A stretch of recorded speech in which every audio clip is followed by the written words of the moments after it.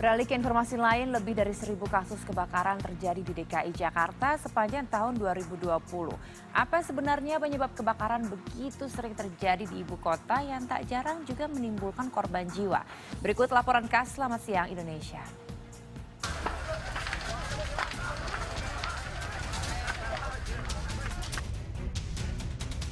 Kebakaran adalah musibah yang kerap terjadi di ibu kota Jakarta.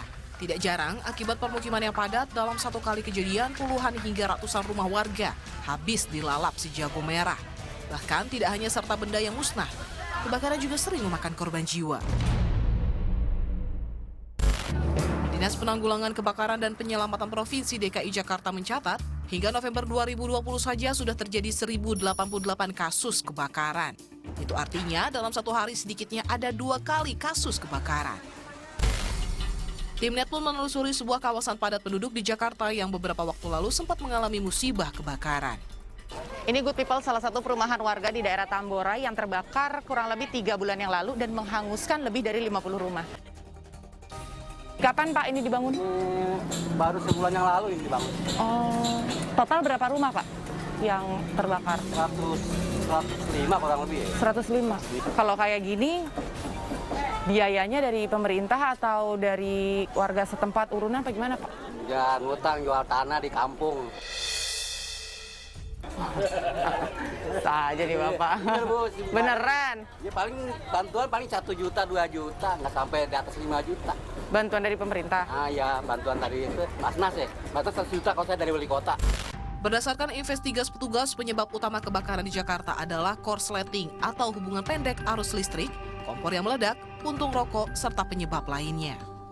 Dan ternyata dari lebih 1.000 kasus kebakaran pada tahun 2020, 832 diantaranya disebabkan oleh permasalahan listrik. Korsleting listrik terjadi ketika ada aliran listrik yang sangat besar namun ketahanan listriknya rendah. Akibatnya terjadi ledakan kuat dan menyebabkan benda-benda yang berada di sekitarnya terbakar. Kami pun melihat dari dekat bagaimana kondisi instalasi dan penggunaan peralatan listrik di kawasan padat penduduk ini.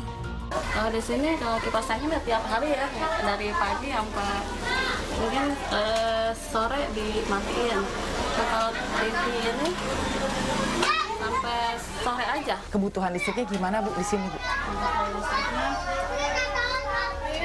biasa aja ya, orang pakainya juga cuma itu aja. Yang paling Magicom. Oh Magicom. Kalau misalnya untuk ngecas ini kan ada colokan, ada 1, 2, 3, 4, 5 ya.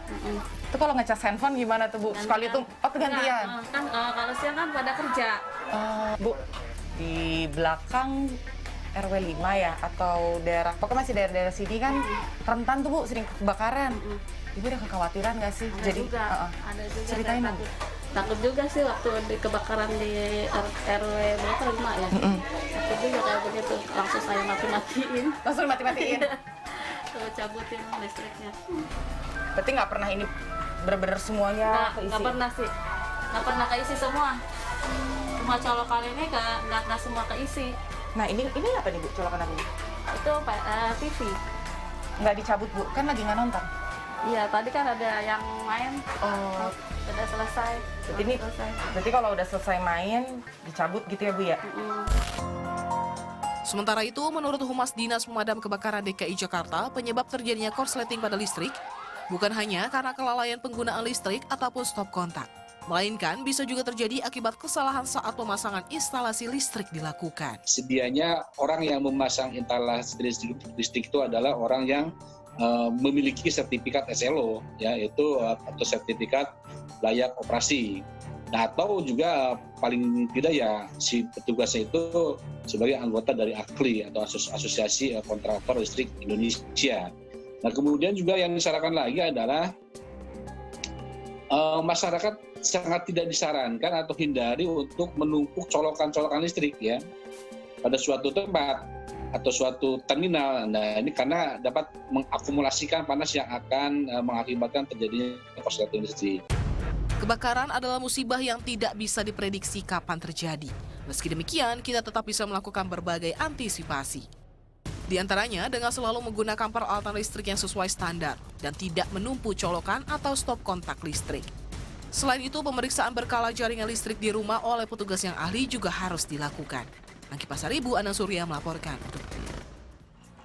Awas bajing loncat marak terjadi di siang bolong. Selengkapnya usai jeda tetaplah di Selamat Siang Indonesia.